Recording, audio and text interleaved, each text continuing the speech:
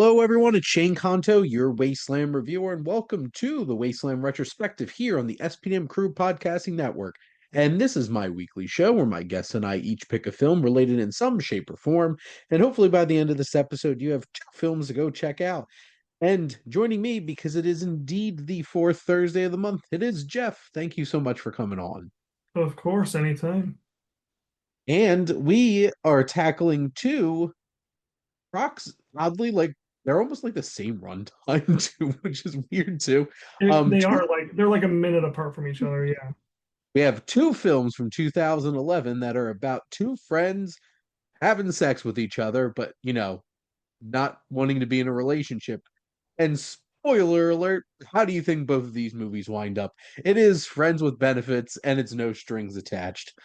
I guess we'll get started with Friends with Benefits. This is the Justin Timberlake Mila Kunis one, directed by Will Gluck, who has made films like Anyone But You, that was recent, and the Peter Rabbit movie, interesting, and Easy A.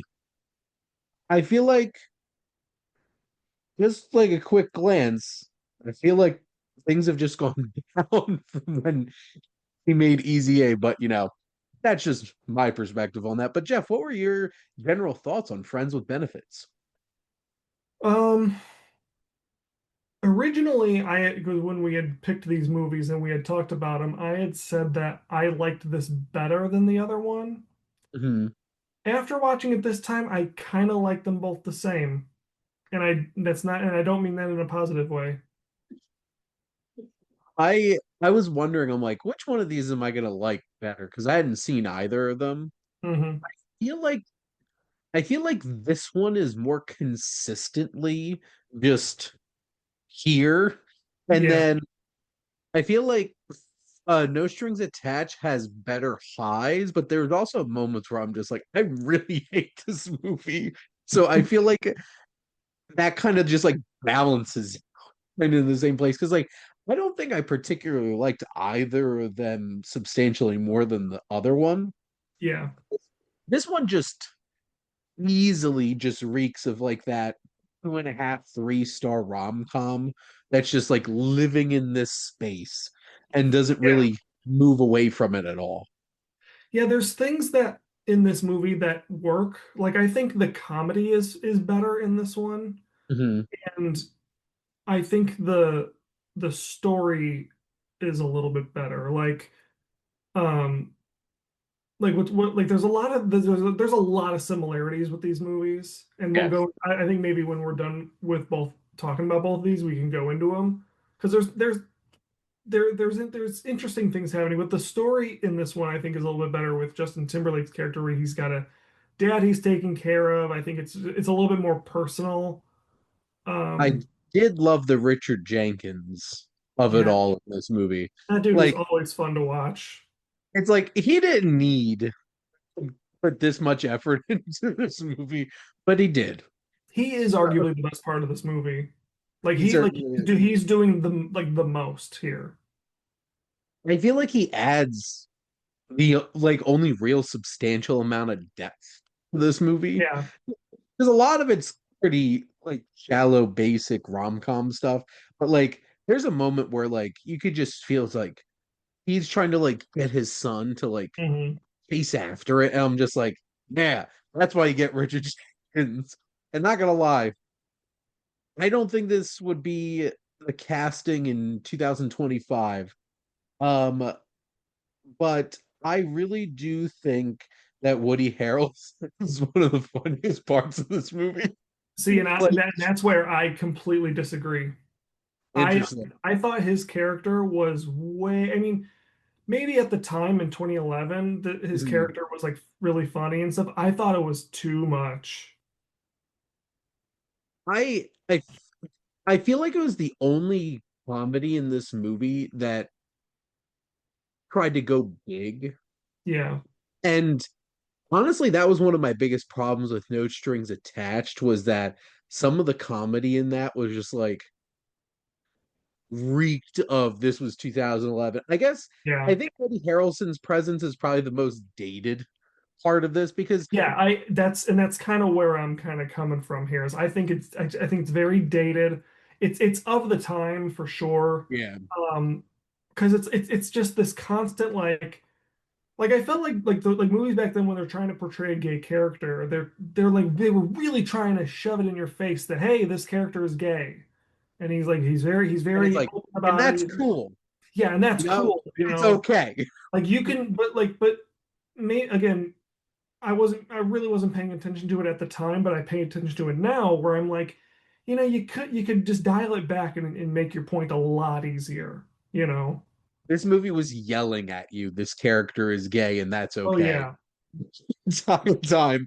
And I feel like the thing that worked for me is like Woody Harrelson was so committed to it. And Hmm. I love Woody Harrelson. I think he's effortlessly funny in so many things.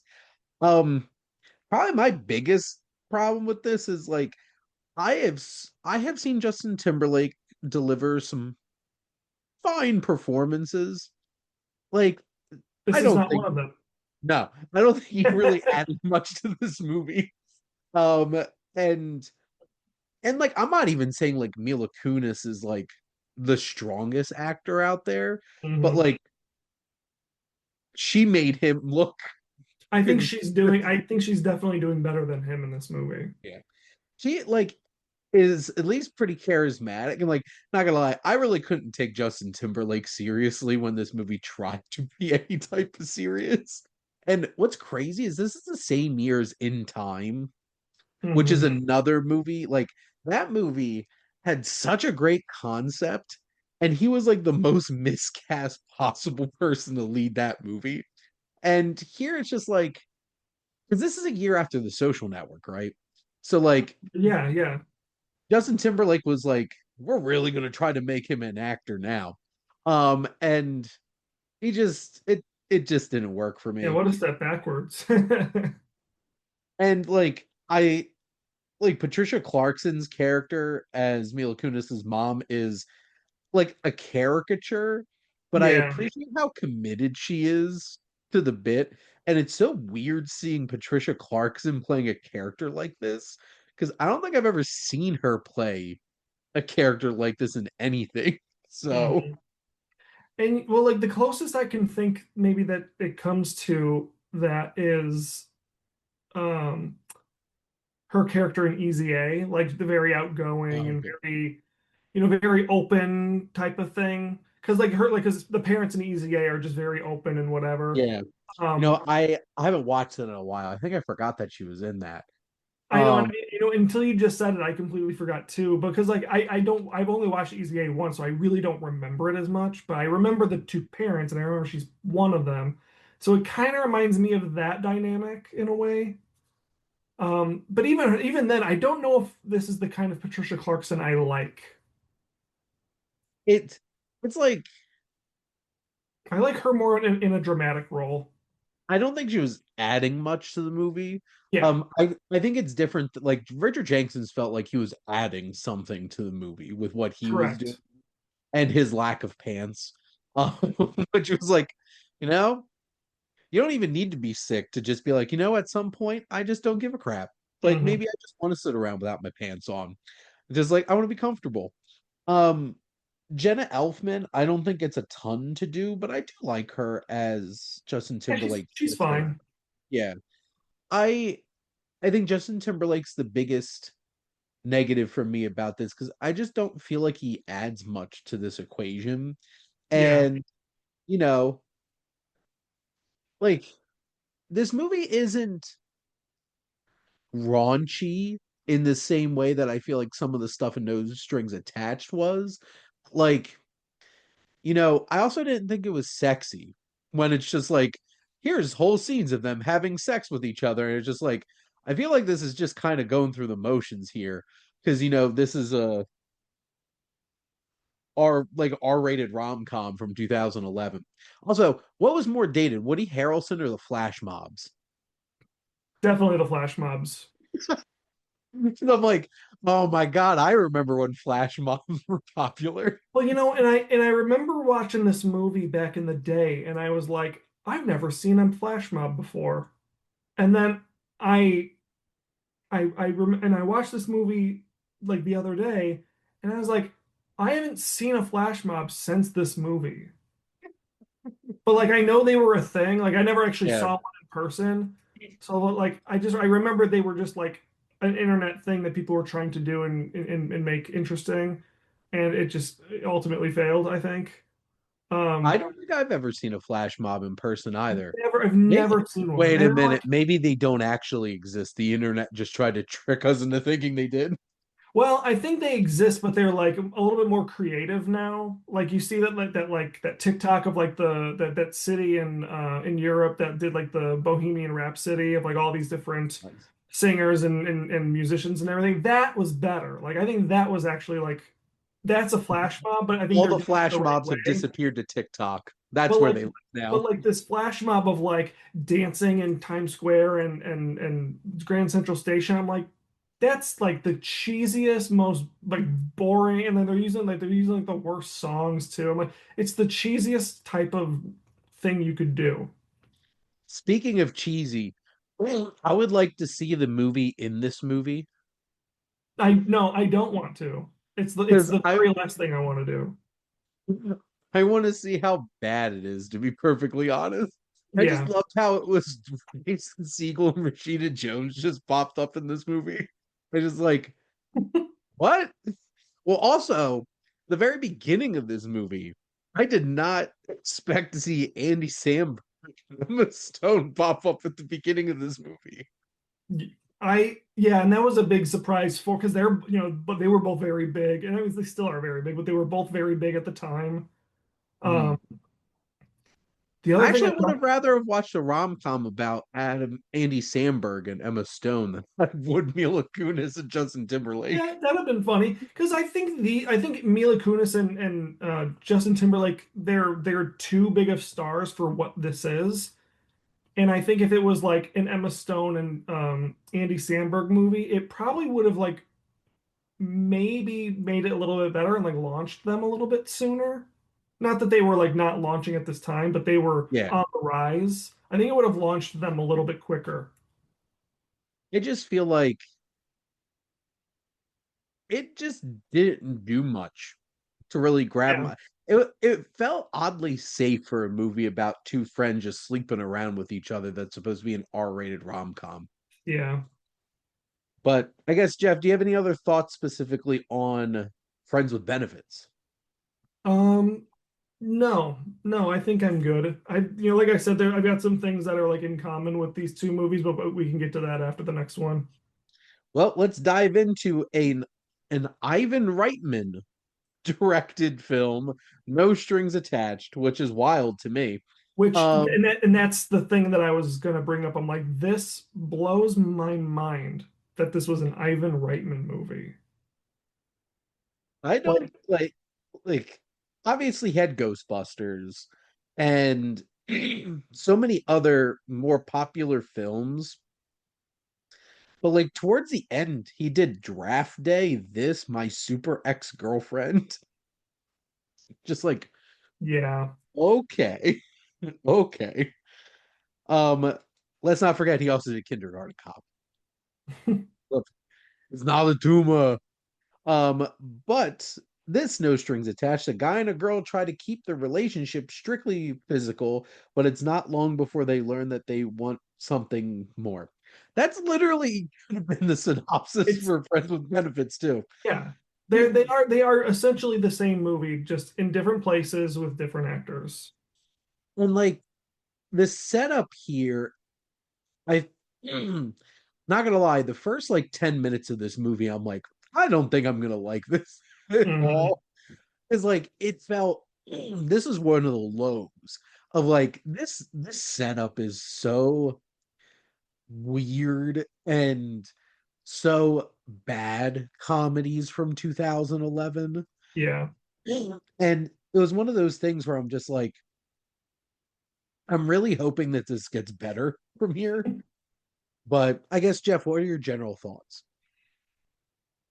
After going through this again, I like it a little bit better than I did before because I think because I now realize it's Ivan Reitman, I think he's trying to do better than what this kind of premise actually Mhm. is. I don't think it totally works, but I think he's trying, and I appreciate the effort. Um, I think the dynamic between Ashley Kutcher and Natalie Portman is better. I think Natalie Portman's always been a huge crush of mine, so I automatically love it because of Natalie Portman. So and I think There you she's go. really I think when she's trying to be like the over the top funny, like I don't think she's really knocking that out of the park. Well, I don't think that's really her wheelhouse, to be It's honest. no, and that's exactly why like when I heard that this was a movie that was coming out with these two people, I was like, I think she's kind of wrong for this movie. Mhm. Like it would And have been like going back to like our point before, like it probably would have been better if someone like Emma Stone was in this. I think she delivers when the film's trying to be more serious because she is a really talented actor and can sell Mhm. it. But it also kind of shows how out of depth Ashton Kutcher is, Yeah. um, compared to her. Um, Not gonna lie, both the guys in these movies drag this down because like outside of like that '70s show, I don't think I've ever really been a big fan of Ashton Kutcher. Yeah, because Um, he doesn't really deliver like a lot of good movies. Like, I mean, or maybe he's just not in like movies that end up being good. Like, I mean, I haven't seen it, but I hear the Butterfly Effect is decent. He like was, it's I didn't watch the Steve Jobs movie he was in. which is funny because that's his picture on IMDb is him Yeah, as Steve he should Jobs. probably change that. I think the best I've honestly seen him in a movie is probably Vengeance, that BJ Novak film Oh, that that's came right. out I a forgot couple. about that movie. I feel like that is like by far the best I'm looking up because I haven't. And I'm Uh, like, that's probably like the best I've seen Ashton Kutcher like actually act. So like I feel like he was a weak link here. You know who like really loved in this movie and feel really bad for is actually Lake Bell. Like, Actually, this is somewhere I'm going to have to agree with you or disagree with you on because I don't like her as much in this movie. I think interesting. she's too like um maybe like this is not the right term, but manic pixie dream girl. Like she's too like cute and nerdy and stuff, and like she's trying to be like the silly nerdy chick, and it's I don't think it works for her. I think she's way better as like the sarcastic kind of a little bit more wild type of chick. I liked her in this. I think I she's do fine in agree this. that I think she's like that's more her vibe, Yeah. certainly is being more sarcastic and stuff like that. Um it's interesting because like this has a much bigger supporting cast. Like there's a lot of people in this A movie. lot of people in this. I when I saw Greta Gerwig and I'm like, wait a minute. Oh, talk about another crush of mine. Oh my goodness. Greta Gerwig in 2011 was a huge crush of mine too. I'm just like I love the fact that Greta Gerwig's in this movie. Obviously, like Mindy Kaling's in there. Mhm. One guy, Branham, who I love in Platonic, that Apple show. I don't think I had ever seen him in anything else besides Bros. So like it was weird seeing him in this role and him just being like, "Yeah, pretty sure I'm gay." Um, at that moment, like he's one of the residents. Um, And honestly, I think, and that's another like point going back to Friends with Benefits, where like they're just trying to throw like in your face, hey, this character's gay, you at know. least this, I'm at least like pretty sure this actor's actually gay, Well, no, he actually is, unlike Woody but Harrelson. but like that line that he says, like, yeah, I'm definitely gay. Like, I'm like, he didn't need to say that. Like I it's not I don't think it's necessarily funny. Like I don't think it was just necessary at all. well, I'll put this right out there. Like these types of films aren't the types of comedies I enjoy the most. Right. Like for a rom-com to really hit me, it really has to be sharp. And that's why I love When Harry Met Sally and stuff Yep. like that. Like that really works for me. Like stuff like this isn't my thing. Hmm. These aren't the types of films that I really enjoy. And like I could appreciate like um the random ludicrous just popping up in this movie's ridiculous. He Um okay, so he I think he is only here because he's ludicrous. And that's not and that's and 100%. that's a double entendre. He's ludicrous is his name and he's just his character is just It's absolutely ridiculous too. ridiculous. He's I This is gonna sound mean, but I think he's there just to be the black friend. Yep. And also name recognition because like in Yeah, 2011, like Ludacris is gonna get people's attention. I appreciate like Jake Johnson popping up here. Um yeah, Mia Thirlby, who I like looked at her, I'm like, wait a minute. And because like I'm a huge fan of the Dread movie from mhm. 2012, and this was a year before that came out, which is wild. Um, how long did it take you to realize that Dr. Metzner was Carrie Elwes with all of his beard and hair? Because I'm like looking at him like that guy kind of looks like Carrie Elwes. I wouldn't be I surprised if did. that was actually I Carrie Elwes. did almost the exact same thing. Because I'm sitting there like, because like he doesn't talk for the first half of the movie because they'll Yeah. mention him and they'll show him, but I don't really recognize him. But then he starts talking. It's like, is that Carrie Elways? Yep, And I 100%. go on IMDb. Oh yeah, it is. But like, why is he such like relegated to this like small role where he's not showing his acting? I'm like, He's just there. And then, I love Kevin Kline. And this was such a weird character for yeah, him to play in this. And what a what a weird plot point to have the dad dating your ex-girlfriend. yeah, I'm like, weird. Such a weird choice. Like Kevin Kline commits to anything. So like I think he played the role exactly how the role was supposed to be played. right, right, Not gonna lie, like there were some moments though in this movie where um I I did feel a little bit. I didn't feel much watching Friends with Benefits, but I feel like there was a couple of moments where this movie got me a little bit. yeah. I And feel like. Go ahead. Sorry. well, and that's getting to the point where like there's stuff in this that I really did not like, but then there was other stuff where I'm like, okay, that actually did really work for me. Where Friends with Benefits was kind of just like this very consistent, like this is watchable Yeah, kind of experience. And I guess that's how it sounds like if you want to get a little bit extra, even if some of these things just don't work, this is the one that I feel like stands out more between the two yeah. of them. But what were you gonna say, Jeff? So I mean, and basically, I was agreeing with you here because like I think that Friends with Benefits, like I don't buy that love story at all. Like Mhm. I think it's just a like how they fall in love and how they become, they fall for each other. I think it's just a little too ridiculous at times, and I think that in No Strings Attached, it's a little bit more like realistic, a little bit more like believable because you kind of see more of their connection. Where Well, and I feel like Friends with Benefits is a lot more staged, where Yeah, it's just like, hey, I'm a headhunter trying to get you this job, but like, we're both just so charismatic yeah, and charming that like we can't help but want to just sleep with each other. hmm, Like it feels like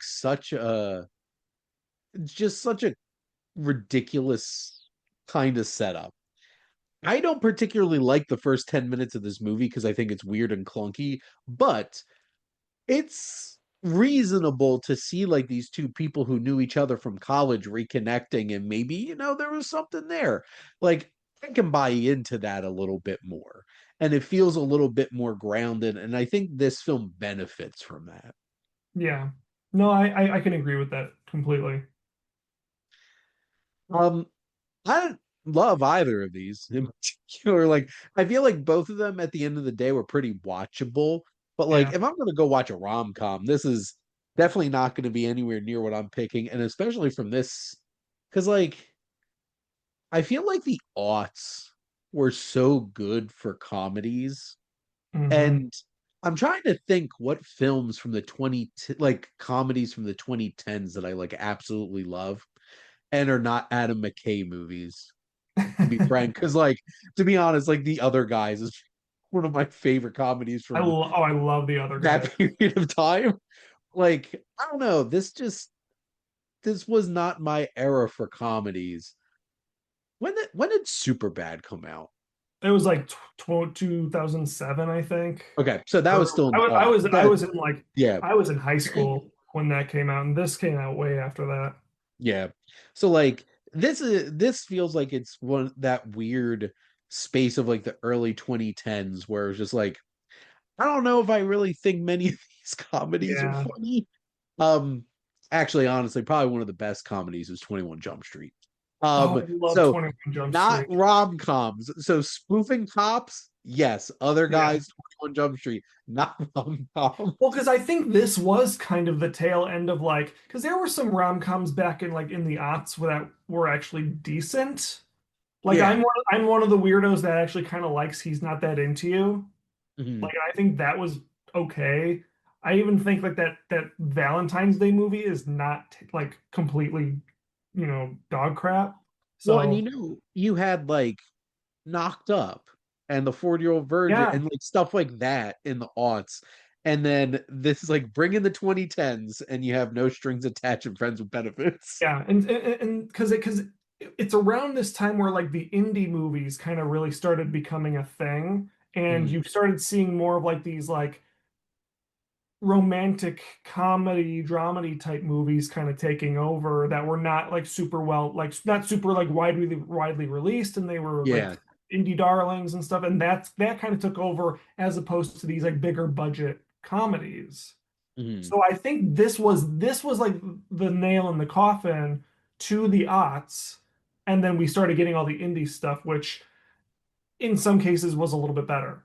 Which I think is still the case, to be perfectly honest, because like Yeah, we don't really get it's I they're either straight to streaming rom-coms and stuff like that, which yeah, like whatever.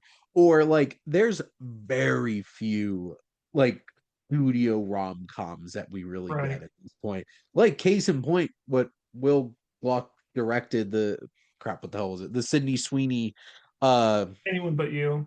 yeah. So like that's one of the biggest studio rom-coms in the past like 5 years.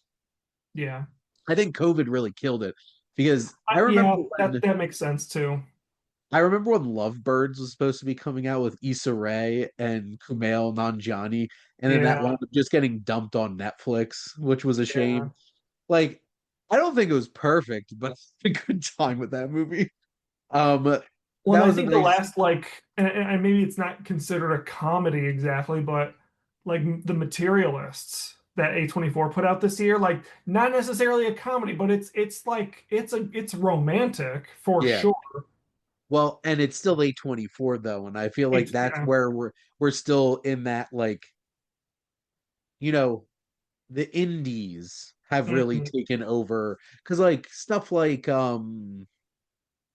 Splitsville, which obviously Oh, I is a haven't very, seen it yet. very messy, um, romantic comedy, quote unquote, Yeah, from Neon. And, you know, it's Neon and it's A24 and these other ones. And like, there's been a few like indie comedies that I've really enjoyed that are kind of rom-com-ish, but like that's what we get now.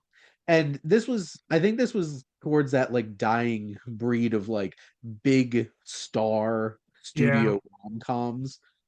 And could have went off on a better note. But I'm not mad that I watched them. I kind of feel like I'm not left out anymore. Because like I never watched stuff like this when this stuff was coming out. And I'm like, like these are both, I assume, hits, right? Were So they? I think I think they were both somewhat middling because Oh my. No So Strings No Attached. Strings Attached was $25 million budget and made $150 million. Wow. And then Friends with Benefits, let's see. Friends with Benefits cost $10 million more at 35 million and also made $150 million worldwide. So They did okay. they did okay for themselves. And that was a time where you could make money off of movies like this because I Yeah, really don't think you can very often anymore. yeah, It's hard to make money off of any movie at this point, which is sad. But yeah. I mean, like you said, COVID killed a lot of these things. theatrical comedies in particular, which is sad. At least we got Naked Gun in a theater. Oh, It was that's right. dumb. It was dumb and ridiculous. And I enjoyed all 80 minutes of it. So, but I guess Jeff, what were some of the things that you wanted to point out about how these were like the same movie? Okay, so there's three, not even two of them are like I don't even want to call them like they're things that make them the same movie, but they're just things that they have in common. Yep. Like one of them is both of the guys in the movies have some kind of subplot with their dad. Yep. And so I was like, that's kind of weird. I almost wonder like was someone cheating off of the other one's screenplay? I'm like, we Daddy need issues, the something with the movie. dad.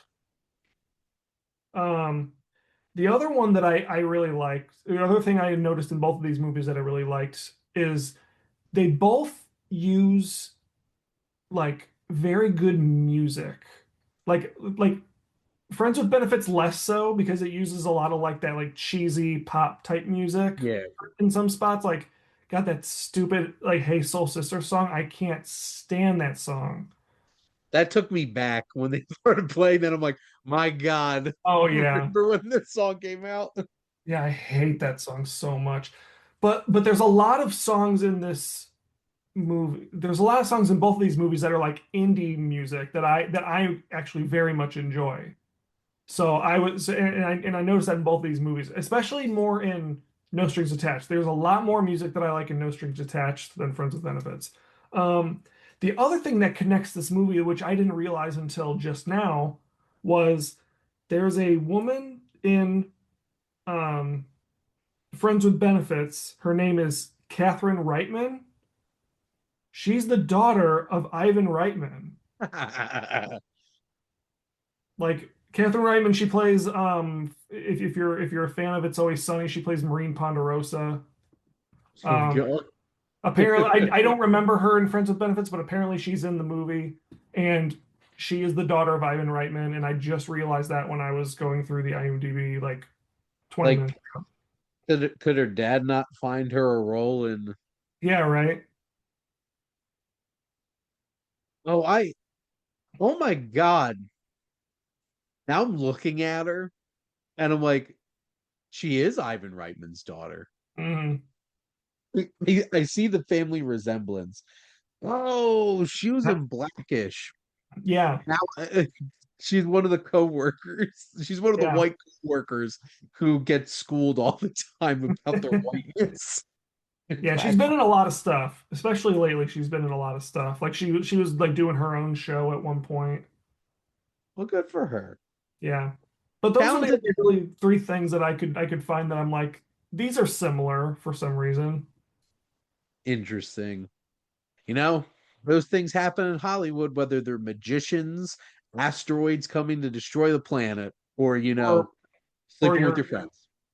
or you're invading the White House or something. Yes. Sorry, I knew I forgot one very clear example of that, and Jeff had my back because it was Olympus Has Fallen and White House Down. Well, So, I want to start going through movies and seeing what other instances like that happened in the past or something. Because I there's feel got like to be there's got to be more. there has to be more. Um, I don't think this is necessarily the same thing, but we did get two Godzilla films in the same year, not like what, 2 years ago. Yeah. Except one of these is a big dumb monster movie, and the other one was like, my God, how'd they make this movie for $15 million? And I feel like make the best Godzilla movie in like decades. Yeah. So, you know, but no, those were definitely like the four big ones from like at least our lifetime where it's just like, yep, I distinctly remember Hmm. I've never watched Deep Impact, but my God, I have watched Armageddon so many times. Armageddon's one of those movies that I find endlessly entertaining, but also like Michael Bay, man. Like, what are you doing? This is so dumb. But that just has Jerry Bruckheimer written all over it. And that was a vibe for like 20 years of Jerry Bruckheimer movies. But Jeff, thank you as always for coming on and chatting movies with me. Sure, no problem. And next week, I'll be joined by my wife Jess as we decide we are going to do something fun here. So we're both huge fans of documentary now.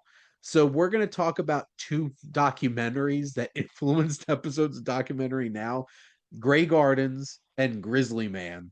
Um, Oh, so I've been wanting to watch Grey Gardens so bad ever since the Will and the from Fred Armisen and Bill Hader playing mother daughter together in that my episode documentary now. my favorite documentary nows are the one where they parody the Euro Dreams of Sushi.